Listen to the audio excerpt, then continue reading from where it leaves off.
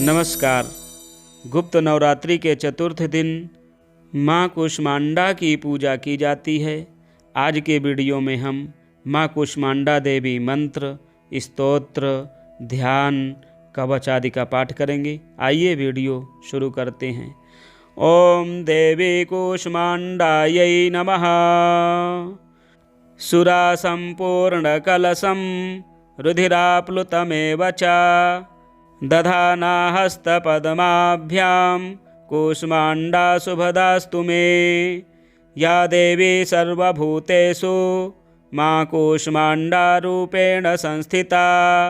नमस्तस्यै नमस्तस्यै नमस्तस्यै नमो नमः।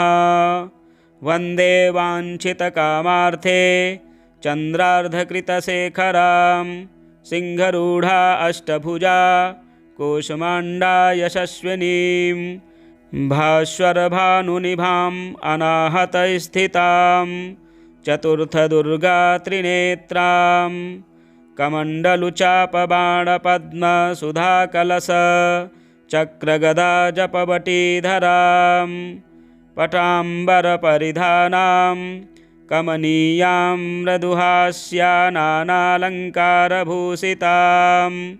मञ्जीरहारकेयूरकिङ्किणी रत्नकुण्डलमण्डितां। प्रफुल्लवन्दनाचारु चिबुकां कान्तकपोलां तुगं कुचां। कोमलाङ्गे स्मेरमुखे श्रीकण्ठिनीं ननाभिनितम्बनीं। दुर्गतिनाशनी त्वं हि दरिद्रादिविनाशनीं। जयन्दा धनदा कुष्माण्डे प्रणमाम्यहम्। जगमाता जगत्कर्त्री जगदाधाररूपिणीं। चराचरेश्वरी कुष्माण्डे प्रणमाम्यहम्। त्रैलोक्यसुन्दरी त्वं हि दुःखशोकनिवारिणीं। परमानन्दमयी कुष्माण्डे प्रणमाम्यहम्। हंसरै मे शिरं पातु कुष्माण्डे भवनाशिनीं। हसलकरीं नेत्रे च हसरौश्च ललाटकं। कौमारी पातु सर्वगात्रे वाराही उत्तरे तथा। पूर्वे पातु वैष्णवी इन्द्राणी दक्षिणे मम। दिग्विदिक्षु सर्वत्रैव कुम्भीजं सर्वदावतु। ओम देवी कुष्मांडायै नमः। सुरा संपूर्णकलशं रुधिराप्लुतमेव च दधाना हस्तपद्माभ्यां कुष्मांडा शुभदास्तु मे। या देवी सर्वभूतेषु माँ कुष्मांडा रूपेण संस्थिता। नमस्तस्यै नमस्तस्यै नमस्तस्यै नमो नमः। वन्दे वाञ्छितकामार्थे चन्द्रार्धकृतशेखरां सिंहरूढा अष्टभुजा कुष्मांडा यशस्विनीं। भास्वरभानुनिभाम् अनाहतस्थितां चतुर्थदुर्गा त्रिनेत्रां। कमण्डलुचापबाणपद्मसुधाकलश चक्रगदा जपवटीधरां। पटाम्बरपरिधानां कमनीयां मृदुहास्यानालङ्कारभूषितां। मञ्जीरहारकेयूरकिङ्किणी रत्नकुण्डलमण्डितां। प्रफुल्लवन्दनाचारु चिबुकां कान्तकपोलां तुगं कुचां। कोमलाङ्गे स्मेरमुखे श्रीकण्ठिनीं ननाभिनितम्बनीं। दुर्गतिनाशनी त्वं हि दरिद्रादिविनाशनीं। जयन्दा धनदा कुष्माण्डे प्रणमाम्यहम्। जगमाता जगत्कर्त्री जगदाधाररूपिणीं। चराचरेश्वरी कुष्माण्डे प्रणमाम्यहम्। त्रैलोक्यसुन्दरी त्वं हि दुःखशोकनिवारिणीं। परमानन्दमयी कुष्माण्डे प्रणमाम्यहम्। हंसरै मे शिरं पातु कूष्माण्डे भवनाशिनीं हसलकरीं नेत्रे च हसरौश्चललाटकं कौमारी पातु सर्वगात्रे वाराही उत्तरे तथा पूर्वे पातु वैष्णवी इन्द्राणी दक्षिणे मम दिग्विदिक्षु सर्वत्रैव कुम्बीजं सर्वदावतु। ॐ देवी कूष्माण्डायै नमः।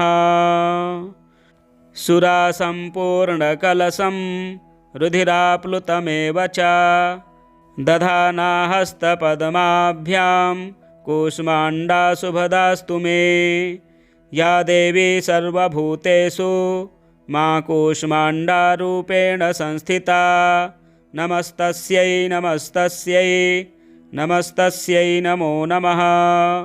वन्दे वाञ्छितकामार्थे चन्द्रार्धकृतशेखरां सिंहरूढा अष्टभुजा कूष्माण्डा यशस्विनीं भास्वरभानुनिभाम् अनाहतस्थितां चतुर्थदुर्गा त्रिनेत्रां कमण्डलुचापबाणपद्मसुधाकलश चक्रगदा जपवटीधरां पटाम्बरपरिधानां कमनीयां मृदुहास्यानानालङ्कारभूषितां मञ्जीरहारकेयूरकिङ्किणी रत्नकुण्डलमण्डितां प्रफुल्लवन्दनाचारु चिबुकां कान्तकपोलां तुगं कुचां कोमलाङ्गे स्मेरमुखे श्रीकण्ठिनीं ननाभिनितम्बनीं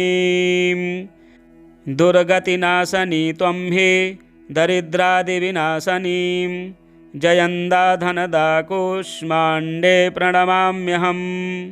जगमाता जगत्कर्त्री जगदाधाररूपिणीं चराचरेश्वरी कूष्माण्डे प्रणमाम्यहं।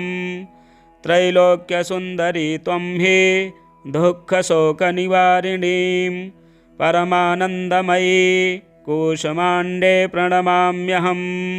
हंसरै मे शिरं पातु कूष्माण्डे भवनाशिनीं हसलकरीं नेत्रे च हसरौश्चललाटकं कौमारी पातु सर्वगात्रे वाराही उत्तरे तथा पूर्वे पातु वैष्णवी इन्द्राणी दक्षिणे मम दिग्विदिक्षु सर्वत्रैव कुम्बीजं सर्वदावतु।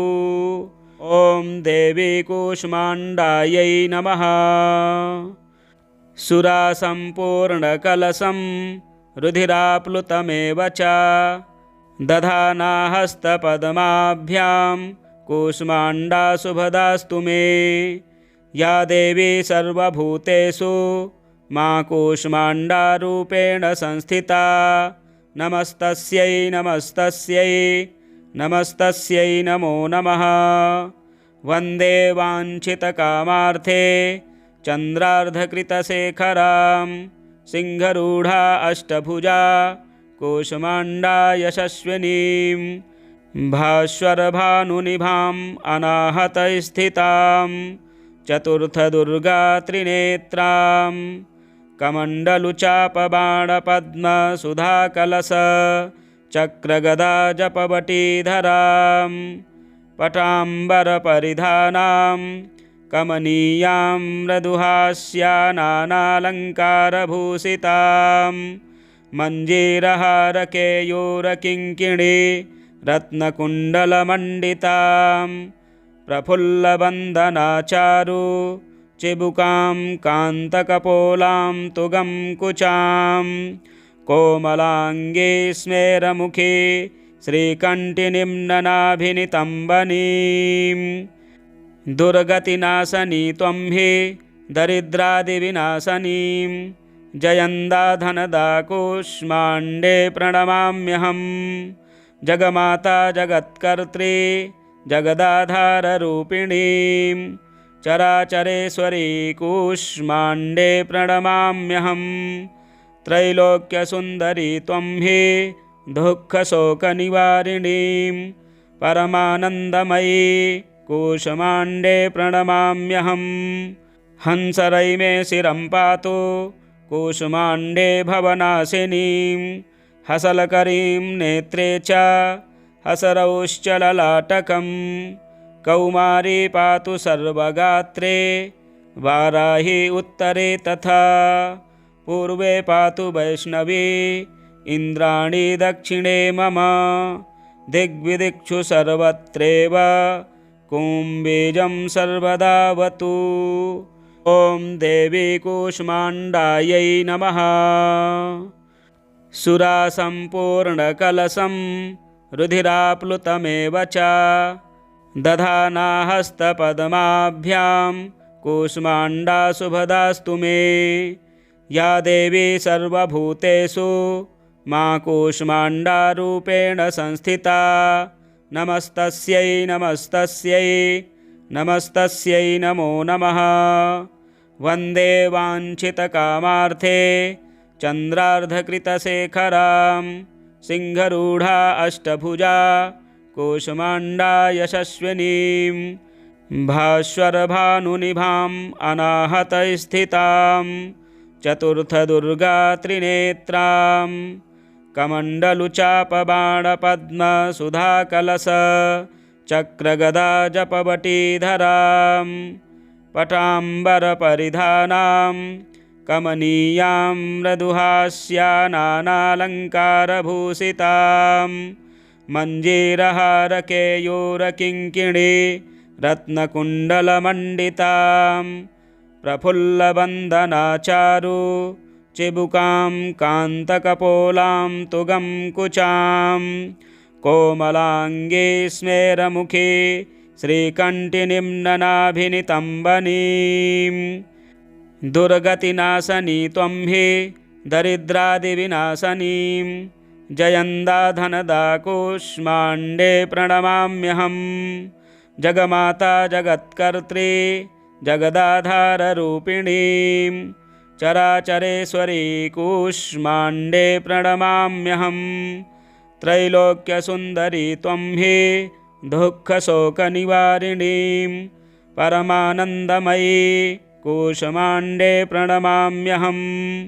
हंसरै मे शिरं पातु कूष्माण्डे भवनाशिनीं। हसलकरीं नेत्रे च हसरौश्च ललाटकं। कौमारी पातु सर्वगात्रे वाराही उत्तरे तथा। पूर्वे पातु वैष्णवी इन्द्राणी दक्षिणे मम। दिग्विदिक्षु सर्वत्रैव कुम्बीजं सर्वदावतु। ॐ देवी कूष्माण्डायै नमः। सुरासम्पूर्णकलशं रुधिराप्लुतमेव च दधाना हस्तपद्माभ्यां कूष्माण्डा शुभदास्तु मे। या देवी सर्वभूतेषु मा कूष्माण्डारूपेण संस्थिता। नमस्तस्यै नमस्तस्यै नमस्तस्यै नमो नमः। वन्दे वाञ्छितकामार्थे चन्द्रार्धकृतशेखरां। सिंहरूढा अष्टभुजा कूष्माण्डा यशस्विनीं। भास्वरभानुनिभाम् अनाहतस्थितां चतुर्थदुर्गा त्रिनेत्रां। कमण्डलुचापबाणपद्मसुधाकलश चक्रगदा जपवटीधरां। पटाम्बरपरिधानां कमनीयां मृदुहास्यानालङ्कारभूषितां। मञ्जीरहारकेयूरकिङ्किणी रत्नकुण्डलमण्डितां। प्रफुल्लवन्दनाचारु चिबुकां कान्तकपोलां तुगं कुचां। कोमलाङ्गे स्मेरमुखे श्रीकण्ठिनिम्ननाभिनितम्बनीं। दुर्गतिनाशनी त्वं हि दरिद्रादिविनाशनीं। जयन्दा धनदा कूष्माण्डे प्रणमाम्यहं। जगमाता जगत्कर्त्री जगदाधाररूपिणीं। चराचरेश्वरी कूष्माण्डे प्रणमाम्यहम् त्रैलोक्यसुन्दरी त्वं हि दुःखशोकनिवारिणीं परमानन्दमयी कूष्माण्डे प्रणमाम्यहम् हंसरै मे शिरं पातु कूष्माण्डे भवनाशिनीं हसलकरीं नेत्रे च हसरौश्चललाटकं कौमारी पातु सर्वगात्रे वाराही उत्तरे तथा पूर्वे पातु वैष्णवी इन्द्राणी दक्षिणे मम दिग्विदिक्षु सर्वत्रैव कुम्बीजं सर्वदावतु। ॐ देवी कूष्माण्डायै नमः। सुरासम्पूर्णकलशं रुधिराप्लुतमेव च दधाना हस्तपद्माभ्यां कूष्माण्डा शुभदास्तु मे। या देवी सर्वभूतेषु मा कूष्माण्डारूपेण संस्थिता नमस्तस्यै नमस्तस्यै नमस्तस्यै नमो नमः। वन्दे वाञ्छितकामार्थे चन्द्रार्धकृतशेखरां सिंहरूढा अष्टभुजा कूष्माण्डा यशस्विनीं भास्वरभानुनिभाम् अनाहतस्थितां चतुर्थदुर्गा त्रिनेत्रां कमण्डलुचापबाणपद्मसुधाकलश चक्रगदा जपवटीधरां पटाम्बरपरिधानां कमनीयां मृदुहास्यानानालङ्कारभूषितां मञ्जीरहारकेयूरकिङ्किणी रत्नकुण्डलमण्डितां प्रफुल्लबन्धनाचारु चिबुकां कान्तकपोलां तुगं कुचां कोमलाङ्गे स्मेरमुखे श्रीकण्ठिनिम्ननाभिनितम्बनीं दुर्गतिनाशनी त्वं हि दरिद्रादिविनाशनीं जयन्दा धनदा कूष्माण्डे प्रणमाम्यहम् जगमाता जगत्कर्त्री जगदाधाररूपिणीं चराचरेश्वरी कूष्माण्डे प्रणमाम्यहम् त्रैलोक्यसुन्दरी त्वं हि दुःखशोकनिवारिणीं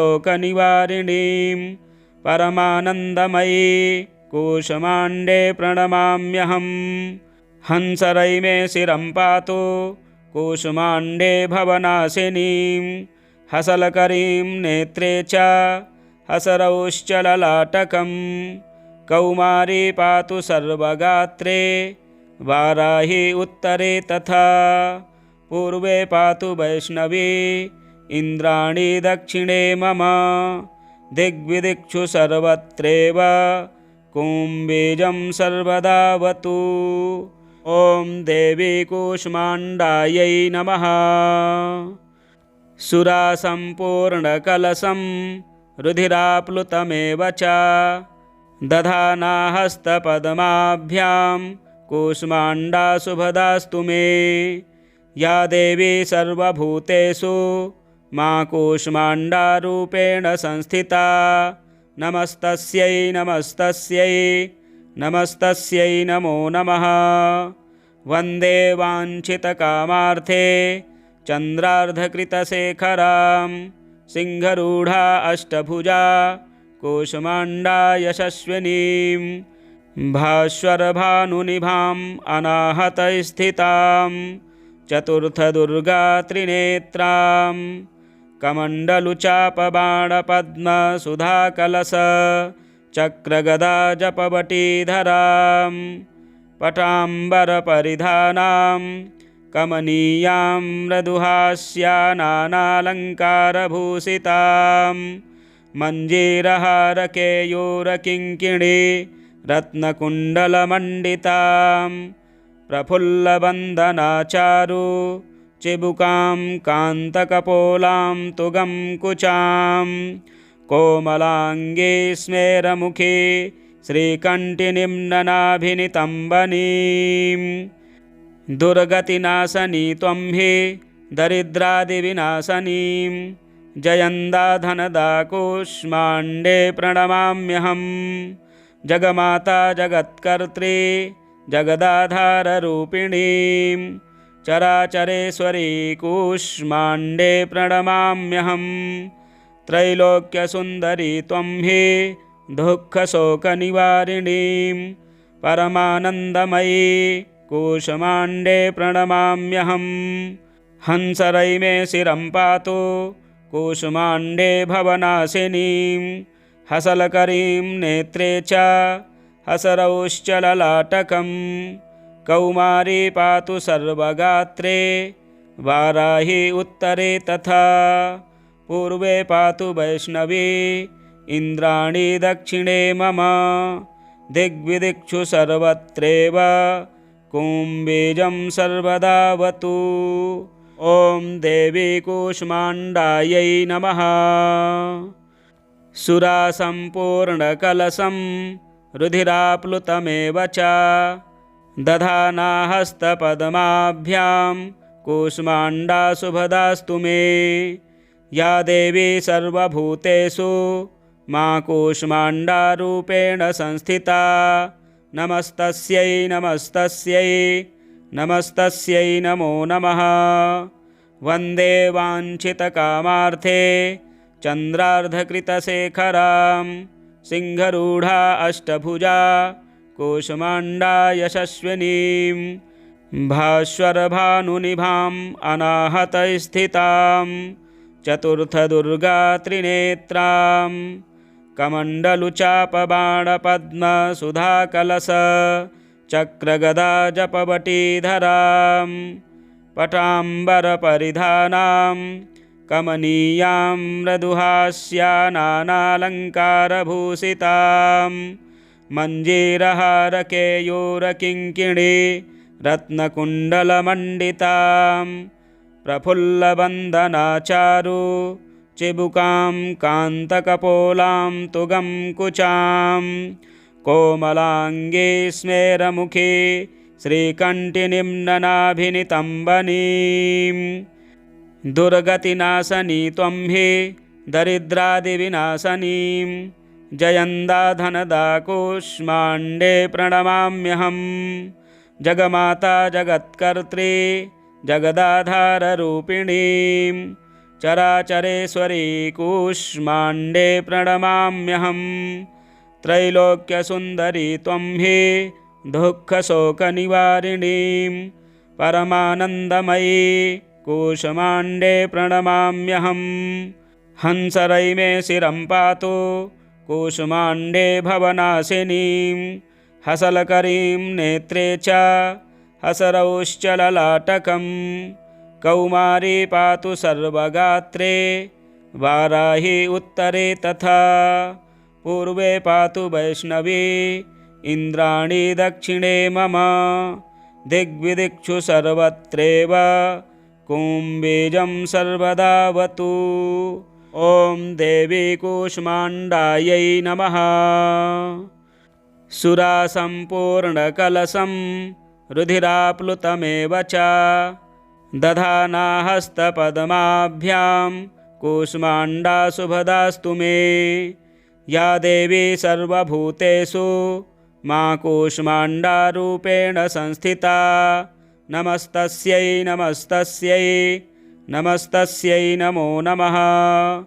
वन्दे वाञ्छितकामार्थे चन्द्रार्धकृतशेखरां सिंहरूढा अष्टभुजा कूष्माण्डा यशस्विनीं भास्वरभानुनिभाम् अनाहतस्थितां चतुर्थदुर्गा त्रिनेत्रां कमण्डलुचापबाणपद्मसुधाकलश चक्रगदा जपवटीधरां पटाम्बरपरिधानां कमनीयां मृदुहास्यानानालङ्कारभूषितां मञ्जीरहारकेयूरकिङ्किणी रत्नकुण्डलमण्डितां प्रफुल्लवन्दनाचारु चिबुकां कान्तकपोलां तुगं कुचां कोमलाङ्गे स्मेरमुखे श्रीकण्ठिनीं ननाभिनितम्बनीं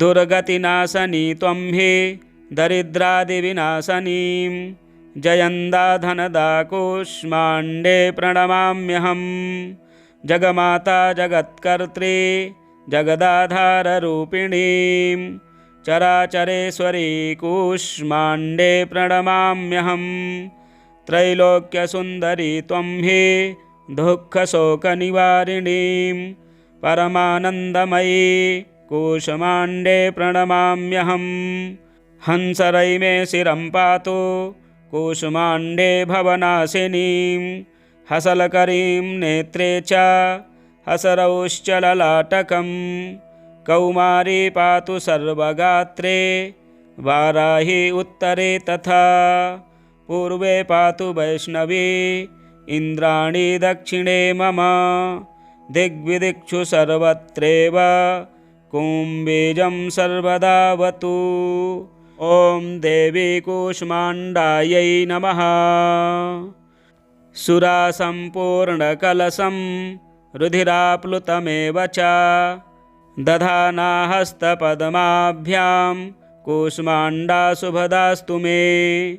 या देवी सर्वभूतेषु मा कूष्माण्डारूपेण संस्थिता नमस्तस्यै नमस्तस्यै नमस्तस्यै नमो नमः। वन्दे वाञ्छितकामार्थे चन्द्रार्धकृतशेखरां सिंहरूढा अष्टभुजा कूष्माण्डा यशस्विनीं भास्वरभानुनिभाम् अनाहतस्थितां चतुर्थदुर्गा त्रिनेत्रां कमण्डलुचापबाणपद्मसुधाकलश चक्रगदा जपवटीधरां पटाम्बरपरिधानां